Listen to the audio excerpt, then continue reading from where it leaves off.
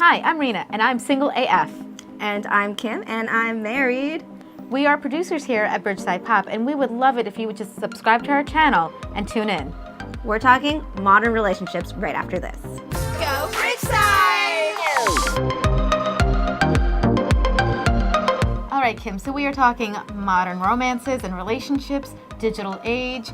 You're married, you've been married for 5 years. Yes. I'm single, which means I am constantly on my phone. And, Doing what? well, good question. Avoiding certain photography, if you will, and engaging in online dating apps. You know what? They look kind of fun, though. I'm not even gonna lie. It looks kind of like a game. No, oh God, no. It's a game where we all lose. We all freaking lose. So what is it about married life do you think is so, like, alluring? Like, why would I have it easier? When you go home, you get to go home to someone. You get to go home to your husband. You get to go home to like a nice little routine. You have someone like by your side, like you have your best friend. Versus being single and you're going home and you're like, I think I have a lean cuisine in the freezer. While I am intrigued by dating, it's not, it's not a walk in the park for married people either. You know what really grinds my gears is a lot of people think that me and my husband Xander were like a package deal. They don't think that they need to invite both of us to an event. They'll like invite one of us and then we'll like show up stag. So I'll like show up stag and they'll be like, hey, where's Xander? And I'm like, you didn't invite him. So I was like, I just thought it was just me. And they're like, no, you're both supposed to come. And I'm like, Oh, so it's like assumed that like, well, we're two individual people. So you're not two peas in a pod type of deal? I'm not attached to him. Are you sure about that? I mean, I'm emotionally attached to him, but like they kind of assume that like most of what my husband and I do together is like anytime, any waking moment outside of work is I just want to go home and we sit there, we like cook and watch TV. We do that because we're husband and wife, and because we live together, there are plenty of opportunities and plenty of nights where I come home from work and we cook dinner and we sit there on the couch and we watch TV and we have a fantastic, normal, married couple night. But then sometimes I want to go out, sometimes I want to see a movie, sometimes I want to go to a club or do really fun and not things. have it just be a girls' night, just have it be like I'm hanging out with my friends. Yeah, I'm still a person, I'm not dead. But that stigma of like, once you have a ring on your finger, which I have to ask you, like, does that get you more attention or less attention? It's weird to know that like a lot of times guys don't look for a ring. It's not as innate as you think it is. When a guy's sort of like looking for a girl and like out at a bar, that it's not, I think that they just automatically look at people's fingers, but apparently they don't. So. Oh, I look at fingers. That's like the first thing I see. I'm like, that guy's kind of cute, and it travels down, and everyone thinks I'm looking at his ass, but I'm actually looking for a ring. Once they realize that the ring's on my finger, I'm dead. I am completely dead. The conversation is over. I am not a person. What people don't know is that like marriage takes work. It's not quite as easy or as comfortable as people think. There's always this lingering fear that like we have to keep things exciting. There's 65 years that I have to like fill, with like to make as exciting as the first 5-10 years of our relationship, Which actually brings me back to the point of online dating apps, because I feel like that is exactly how I feel when I'm on these apps. It's like, I don't want to be wasting my time with you. Like, stop messaging like cheesy pickup lines, or like if you're going to like not even engage in conversation, you start the conversation with me, but you don't engage. I don't want to waste my time. Like, I already have very limited time to spend, and for me to exercise any time for you, you have to be special. You have to be a standout, and I think guys kind of fail on that. So let me ask you one question. Why are you on dating apps? Because I'm still trying to find someone. I mean, like as opposed to any other way of meeting somebody. I mean, like, especially more recently, I've been really busy with my career and with work and stuff like that, so it's been difficult to go out. And like, also when you go out, you kind of want to go with your friends and you want to have like wing people, and all my wing people are in relationships and don't really go out. So can I put this out there? Married people, great wing people. I am a great distractor, and I am non-threatening, and I'm pretty friendly, and yeah, so I'm just putting that out there. I'm a pretty good wing woman. So anyway, you have profiles, you have pictures, and The benefit of Tinder and these kinds of apps is that you do get exposed to more people, some exposed more than others, but you get a nice feel of what's out there. As immature as it is, sometimes just ghosting completely. Yeah. You do know what ghosting is, right? It's where you just kind of stop responding and stop engaging in any conversation. And usually that's a hint for him to also stop. But sometimes he'll ghost you too. And you don't know who's ghosting who. And that's kind of like beautiful. So can I tell you what I thought ghosting was? Uh-oh. I thought ghosting was when like a whole bunch of people, I swear, go out to a bar and then someone like leaves without saying goodbye to everybody. That's an Irish exit. I guess I've been using it wrong. But like I usually hear about it in like a negative context sometimes. It's like, oh man, he ghosted me and I was so into him. Like, does that happen to you? Not entirely. I don't get too invested until I'm like, all right, I feel like this could be someone worth going on a date with. And then if it winds up being ghosted, then I'd be like, that sucks. And then I just kind of move on because it's part of the game of online dating. It's interesting that you call it a game. It's a game. And it's like, to me, it sounds like a fun game, but apparently it's not a fun game. You might be thinking it's like playing Sorry or Trouble.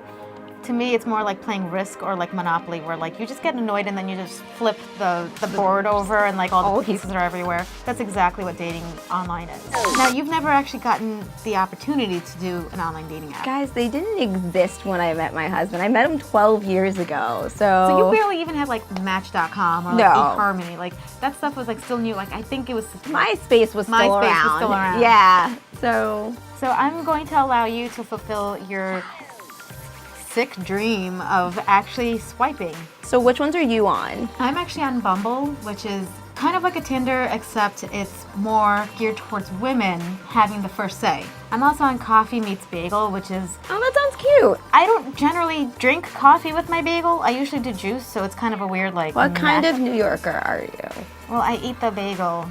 Okay, that's fair. And I am on Tinder, unfortunately. Tinder is actually the most basic of the dating apps, where you just swipe right if you like the guy, swipe left if you don't like the guy. If you match, you can engage a conversation. If you guys don't match, there's no communication exchanged. Kim, you are going to swipe based on how you feel. Oh, if you swipe up, you do a super like, and if you super like and he likes you back, he's going to like probably harass you. So Donald is apparently a high-level He's like a million miles away. I thought this was like a proximity. Locally. Oh, get this. Donald really enjoys a sexy, beautiful lady who has a great sense of humor and knows how to have fun. Isn't that everybody? You'll also notice a lot of guys like to go to Machu Picchu on these apps because they're always posing in front of Machu Picchu. How do I get rid of So him? you can actually press that little arrow down, Okay. and then you can swipe. All right, so this is how I get rid of him? Yeah. Oh, This guy's so much fun. Oh my He's God. so much fun because he's giving you the finger not once but twice. With a Nirvana shirt on. Because he's so hardcore. Dude, it's like, it's MySpace as a person. What is wrong with you people? We're gonna spend some time with Jerry. Jerry's a private client banker at JP Morgan. This sounds like the opening of a porn. Here's a picture of him with a puppy. Oh my God, look at that fade. Okay, Robert's like 22. 5. He's like 5, go away. This one's on a horse. Bye. James. Okay, so he lives in the West Village. He's from Florida. Yeah, but he's from Florida. I made a mistake. What happened? I swiped right. So you swipe yes? Yes, on what might be a Macy's catalog. That's okay because he's probably not real. Oh, my favorite is like for education, the guy will say like, School of Hard Knocks. I've heard this from a lot of people that I know on Tinder. When it's like, and I understand why it's a pet peeve, when people have multiple people in their Tinder picture. Group shots. Who are you, James? Who are you? Ew, he considers himself the hottest guy on Tinder. Ew, done. Bye. You look like a murderer. Terrible at self-promotion. He's kind of cute. Oh my God. Sleeve tattoos. He's a cat dad. He loves ice cream.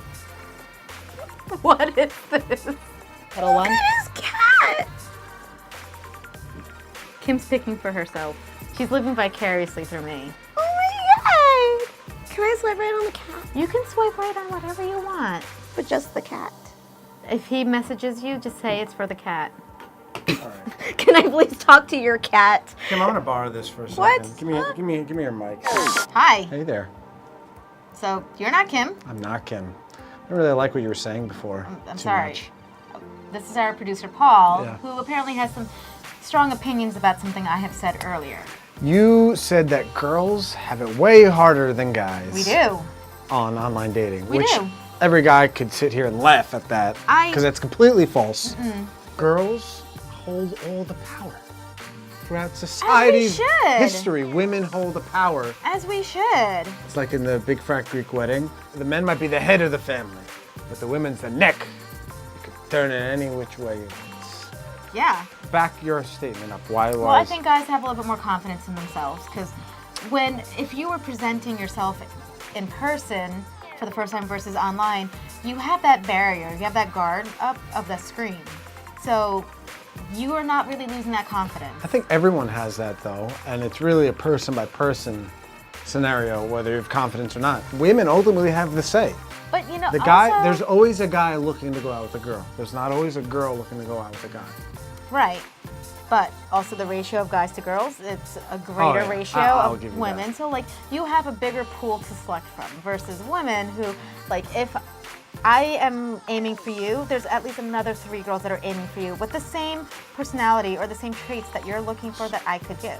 No, girls have a hard time because they're dealing with a crazy amount of creeps in them up all the time, and I actually like sympathize with girls. But for guys, it's harder because guys don't make the decisions. The women make the decisions whether you're going to meet up. It's ultimately the women's decision. I mean, it is more difficult for a woman because you have to like swat away all of those creeps to try to find Sure. someone. Oh my God. I forgot you was back there. I find it more difficult to get the match and the conversation because they usually start to become duds and they stop responding completely. And I find it even more difficult to find the date. I hear you. I still think it's all in the women's court. Therefore, they have an easier time to actually get a date. I didn't know what ghosting was until this video. So what do you think of this whole experience of online dating apps? Okay, I can see why this is frustrating. So first of all, I'm pretty sure we saw the same guy twice. Does that happen? I'm pretty sure somebody used stock photo as their profile photo, because ain't no way that's real. And we spent so much time doing that too, and we didn't really find anybody that I thought was a viable partner. So that I can see that being super frustrating. It's also just weird seeing somebody for the first time through pictures that they curate themselves, as opposed to in the wild. So I think that that's an interesting aspect to see what pictures people choose of themselves that they say that represents me. Yeah, if you walk into a crowded bar, it's not just 6 people and then you have to pay coffee beans to to go talk to your 7th person. It's the whole bar is there. Everybody's there. It's a big old party. So I do like that aspect of it, that I think it's a little more real life than some of the other apps that you told me about. Yeah. What I think my perspective on all of this is whether it's an app or at a bar or at a concert, wherever you meet people, I think the person you're meant to be with, the person that's out there that you're meant to be with, they will find you. The universe will push you together. It doesn't matter if it's through technology or through other means. You'll find each other, and I think that's sort of my perspective on this, because it happened with me, and maybe that makes me a little biased that that I found my husband because the universe just pushed us together. We were just in the right place at the right time with each other. But technology doesn't change that phenomenon, I don't think. I think like I said, the universe will push you together if you're meant to be. It's a nice perspective. Go Bridgeside. So let us know what you think. Are you on a dating app? Are you curious to try one out? Or are you like Kim, who just wants to swipe and see what the big hype is all about? Let us know in the comments below. Teach me how Tinder works. She wants to know the secrets. I want to know.